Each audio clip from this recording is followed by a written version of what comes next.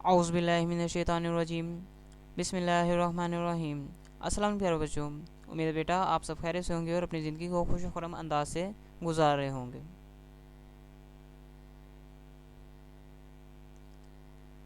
अच्छा बच्चों, हमने प्रीवियस लेक्चर में देखा था फैक्टराइजेशन को, फैक्टराइजेशन क्या होती है, फैक्टराइजेशन को आप कैसे करते हो क्वेश्चंस में सॉल्व, और कुछ मेजर से छोटे छोटे हमने कॉन्सेप्ट्स भी डिस्कस किए थे लास्ट लेक्चर में। उसी से आगे हम अपना नेक्स्ट सेक्शन शुरू करते हैं। अब स्टूडेंट्स, अगर हम आज के लेक्चर की बात करें तो बेसिकली आज के हम डिस्कस करेंगे कंप्लीटिंग स्केयर। कंप्लीटिंग स्केयर को ग्राफिकली भी डिस्कस करेंगे और एनालिटिकली भी। आपकी बुक के अंदर सिर्फ क्वेश्चंस के जरिए एनालिटिकली कंप्लीटिंग स्केयर का कॉन्सेप्ट यूज़ हुआ है, लेकिन हम ग्राफिकली भी देखेंगे, क्योंकि अब जब आप कंप्लीटिंग स्केयर से किसी क्वेश्चन को सोल्व करते हैं तो आपको ये भी तो आइडिया होना चाहिए ना कि असल में ये क्वेश्चन से शो क्या कर रहा है, किसी शेप को शो कर रहा है। अच्छा, किसी अगर शेप को शो करे तो किस तरह, और ये हम कंप्लीटिंग स्केयर का कॉन्सेप्ट यूज़ क्यों करते हैं, ये भी तो आपको आइडिया होना चाहिए कि नहीं। तो इंशाल्लाह हम आज ग्राफिकली भी इसे देखेंगे और एनालिटिकली भी देखेंगे, और आपको इंशाल्लाह बहुत कुछ सीखने के लिए भी मिलेगा। तो शुरू करते हैं अपना आज का लेक्चर हम।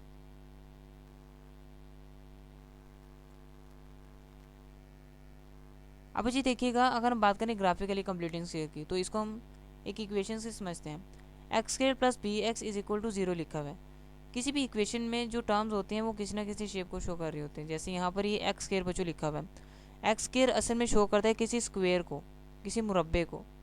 मीन्स दैट देखिएगा, ये एक स्क्वेयर है, ये शो कर रहा है इस एक्स स्केयर की टर्म को, जिसमें इस साइड की जो लेंथ आपके पास है एक्स, और इस साइड की लेंथ आपके पास है एक्स। क्योंकि एक्स को जब एक्स से मल्टीप्लाई करोगे तो क्या आ जाएगा, एक्स स्क्वायर, जो एक स्क्वायर का एरिया होता है। इसी तरह प्लस का सैम्पल फिर इधर आ जाएगा। फिर बी एक्स लिखा हुआ है, बी एक्स भी किसी ना किसी शेप को शो कर रहा है।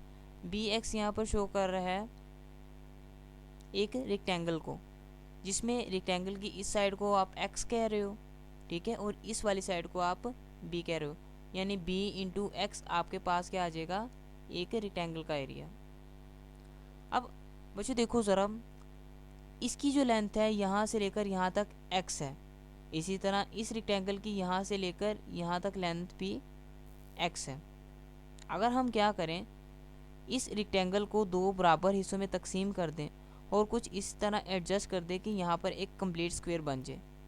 देखिएगा ज़रा, मैं क्या करता हूँ, इस b को दो बराबर हिस्सों में तकसीम कर देता हूँ। एक हिस्सा b/2, यानी b को दो हिस्सों में तकसीम किया तो एक हिस्सा इतना आ जाएगा और दूसरा हिस्सा इतना आ जाएगा। अब मैं क्या करता हूँ, इन दोनों हिस्सों को इस तरह इस बॉक्स के साथ, इस स्क्वायर के साथ जोड़ूंगा कि ये कंप्लीट स्क्वायर बन जाए। तो देखिएगा, एक स्क्वायर को b/2 को मैंने यहाँ लिखा है, इसका जो एरिया है, इसकी जो लेंथ है b/2 है, ठीक है, और दूसरे को यहाँ पर लगा देता हूँ। इसकी लेंथ b/2 है और इसकी लेंथ भी आपके पास b/2 है। अब ये देखिएगा, ये पूरा आपके पास एक मुरब्बा, एक स्क्वायर बन रहा है। अब इस कोने से लेकर इस कोने तक लेंथ आपके पास है x प्लस b/2। तो आप कह सकते हो कि इस स्क्वायर की यहाँ पर लेंथ आपके पास है x प्लस b/2। और एक चीज़ याद रखिएगा, एरिया के मुरब्बे का फॉर्मूला क्या होता है, लेंथ मल्टीप्लाई बाय विड्थ। तो इस फॉर्मूले को देखिएगा, length multiply by width. Length हम इसकी ये ले रहे हैं x प्लस b/2, तो मैं लेंथ की जगह पर लिख सकता हूँ x प्लस b/2। फिर यहाँ पर देखिएगा, इस स्क्वायर की यहाँ से लेकर यहाँ तक जो विड्थ है x और b/2 है, तो मैं यहाँ लिख सकता हूँ इसको x प्लस b/2 विड्थ। तो इस विड्थ की जगह पर आपके पास आ जाएगा x प्लस b/2। अब ये भी x प्लस b/2 है, ये भी आपके पास x प्लस b/2 है। जब दोनों मल्टीप्लाई होंगे तो आपके पास क्या बन जाएगा, एक कंप्लीट स्क्वायर बन जाएगा। लेकिन इस कंप्लीट स्क्वायर में इस छोटे से स्क्वायर की जगह रह गई है।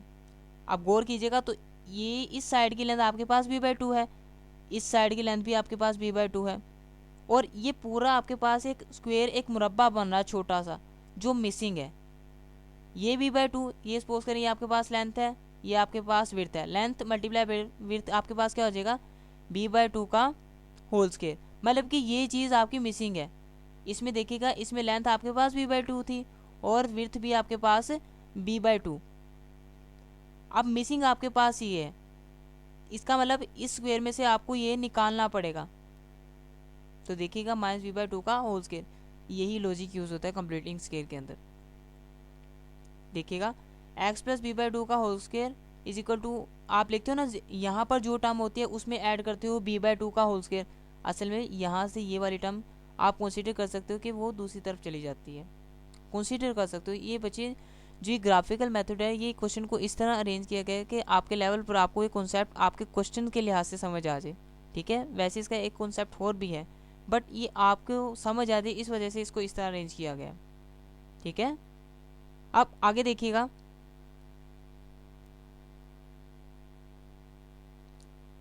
अब जो आपका कंप्लीटिंग स्क्वायर का मेथड होता है वो 4 हिस्सों में डिवाइडेड है।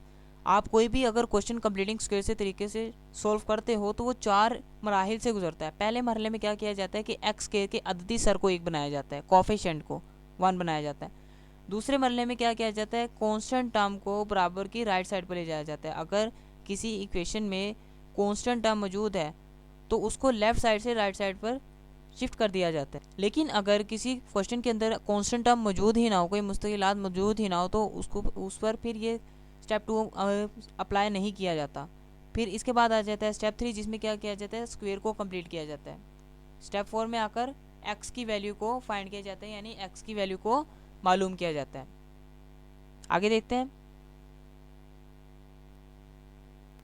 अब बच्चे हम प्रैक्टिकली एक प्रॉब्लम को सॉल्व करेंगे कंप्लीटिंग स्क्वायर के तरीके से, ताकि हमें एक कॉन्सेप्ट क्लियर हो जाए। तो देखिएगा आप, एक क्वेश्चन आपके पास है 7x square plus 2x minus 1 is equal to 0। इसको जब हम सॉल्व करेंगे तो देखिएगा 7x square plus 2x minus 1 is equal to 0 लिखा हुआ है। पहला मरला या पहला स्टेप हमारे पास क्या होता है कि हमने एक्स स्क्वायर के कोफिशिएंट को 1 बनाना होता है। मतलब कि यहाँ पर 7x एक्स स्क्वायर लिखा हुआ है ना, मुझे यहाँ पर किसी ना किसी तरह इस 7 की जगह 1 लाना है। तो 1 लाने के लिए मुझे क्या करना पड़ेगा, इक्वेशन के दोनों तरफ मुझे 7 से डिवाइड करना पड़ेगा। 7x स्क्वायर को भी 7 से डिवाइड करूँगा और 2x को भी 7 से, माइनस 1 को भी 7 से डिवाइड करना पड़ेगा, यहाँ तक कि 0 को भी मुझे 7 से डिवाइड करना पड़ेगा। तो मेरे पास इस तरह एक इक्वेशन बन जाएगी। 7 से खत्म हुआ 1 आ जाएगा, यहाँ पर 2/7 आ जाएगा, यहाँ पर -1/7 इज इक्वल टू 0 आ जाएगा। फिर नेक्स्ट स्टेप क्या होगा, नेक्स्ट स्टेप मेरे पास होगा कि कांस्टेंट टर्म को यानी -1/7 को मुझे राइट साइड पर शिफ्ट करना पड़ेगा। तो ठीक है, अब देखिएगा 1x square plus 2/7x is equal two plus 1/7 लिख दिया गया। यहाँ -1/7 था, बराबर के दूसरी तरफ आकर क्या बन गया, प्लस 1/7। ठीक है, आगे देखिएगा।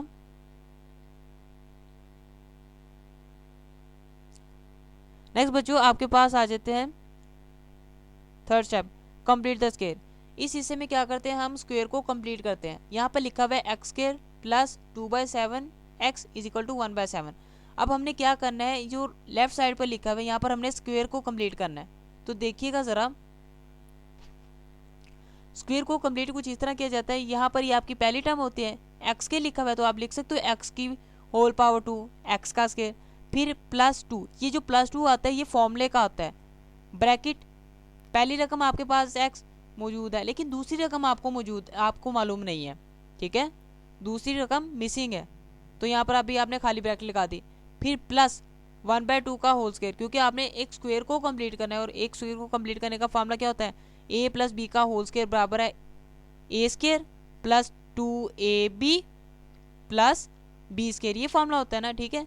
तो उस फॉर्मूले को कंप्लीट करने के लिए आपने यहाँ पर भी फिर एक रकम खाली छोड़ दी स्क्वायर के साथ, इज इक्वल टू, यहाँ प्लस 1/7 है, यहाँ पर प्लस 1/7 है कि ये मिस्टेक है, यहाँ प्लस 1/7 कर ली।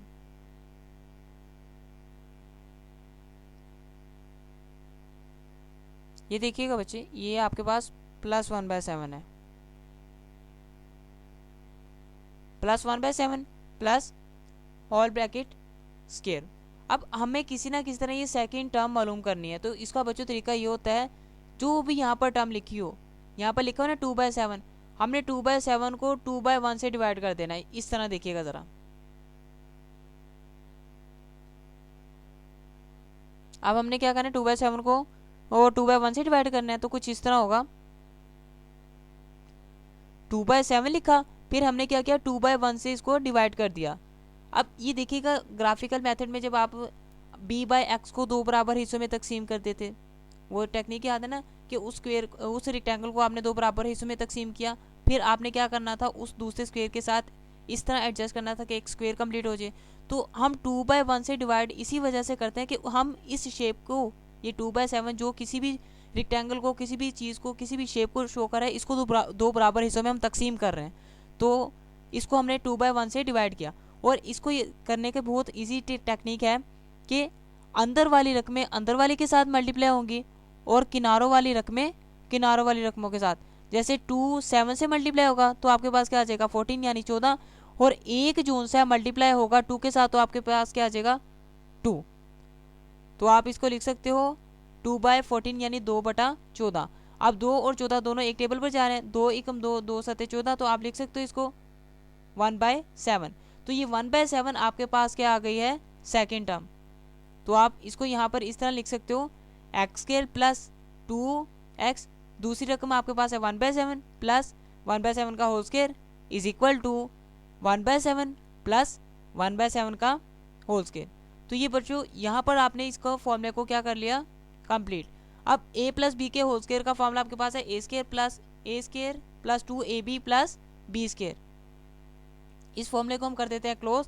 आपके पास क्या आ जाएगा x प्लस 1/7 का whole square is equal to 1/7 plus, अब 1/7 का होल स्क्वायर क्या होगा 1/49, तो यहाँ पर आपके पास क्या आ जाएगा 1/49। नेक्स्ट इसके बाद आ जाता है, हमने मालूम करनी होती है वैल्यू। ये 4th स्टेप है, लास्ट स्टेप होता है जिसमें आप x की वैल्यू को फाइंड करते हो। अब देखिएगा यहाँ पर x प्लस 1/7 का होल स्क्वायर है, हमें x चाहिए, हमें किसी ना किसी तरह इस x को इस स्क्वायर से बाहर निकालना पड़ेगा। तो हम बच्चों क्या करेंगे दोनों तरफ स्क्वायर रूट ले लेंगे। यहाँ पर भी हमने जजर ले लिया और यहाँ पर भी हमने जजर ले लिया। नेक्स्ट देखिएगा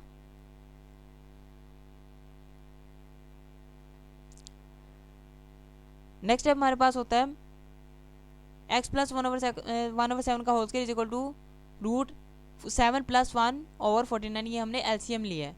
तो 7 और 1 को जब आप ऐड करते हैं तो आपके पास क्या आ जाता है 8/49, और यहाँ पर सेम एज इट इज ऐसे रहेगा।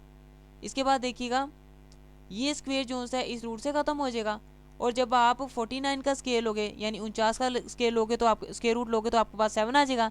जबकि अगर आप 8 का एलसीएम लेते हो तो आपके पास आ जाता है 2√2। और जब भी आप जैसे लेते हो तो आप वैल्यू को एक बार प्लस में लिखते हो एक बार माइनस में लिखते हो, ठीक है। इसके बाद देखिएगा अब इसके बाद हम क्या करेंगे, ये प्लस 1/7 लिखा हुआ है, इसको बराबर के हम दूसरी तरफ लेंगे तो हमारे पास क्या बन जाएगा -1/7, यहाँ माइनस आएगा।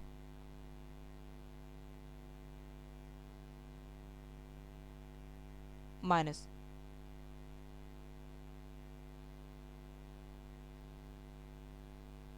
ठीक है, -1/7 प्लस -2√2/7 आ जाएगा। फिर इसके बाद देखिएगा हम क्या लेंगे इसका एलसीएम। इसका एलसीएम आपके पास आ जाएगा x is equal to 1 plus minus 2√2/7। यहाँ पर इक्वल का साइन आएगा बच्चों। अब एक बार हम क्या करेंगे इस वैल्यू को प्लस में लिखेंगे, एक बार हम इसे माइनस में लिख देंगे। तो ये देखिएगा एक बार हमने इसे माइनस में लिख दिया और एक बार हमने इसे लिख दिया प्लस में 1 प्लस 2√2/7 और 1 माइनस 2√2/7। तो ये आपके पास सॉल्यूशन सेट आ जाएगा 1 माइनस 2√2/7 कोमा 1 प्लस 2√2/7। तो बच्चों इस तरह आप कंप्लीटिंग स्क्वायर के तरीकों को इस्तेमाल करते हुए आंसर्स निकाल सकते हो। लेकिन एक मजे की बात तो बच्चों, जो इस इक्वेशन का हाईएस्ट पावर थी डिग्री थी, ये क्वाड्रेटिक इक्वेशन थी यानी इसकी हाईएस्ट पावर 2 थी, तो इसके आंसर्स क्या हैं 2 आए। एक इक्वेशन की हाईएस्ट पावर जितनी होगी उसके आंसर्स भी उतने आएंगे। अगर इस इक्वेशन की हाईएस्ट पावर 4 होती तो इसके आंसर्स आने थे 4। अगर 3 इसकी हाईएस्ट पावर होती जिस इक्वेशन को हम सॉल्व कर रहे हैं तो इसके आंसर्स 3 आने थे उस सूरत में जब इसकी हाईएस्ट पावर 3 होती। तो बच्चों इस तरीके से आप कंप्लीटिंग स्केल से क्वेश्चंस को सोल्व भी करते हो, और उन उन क्वेश्चंस को सोल्व करने का मकसद ये होता है कि आप किसी न किसी शेप पर वर्किंग कर रहे हो।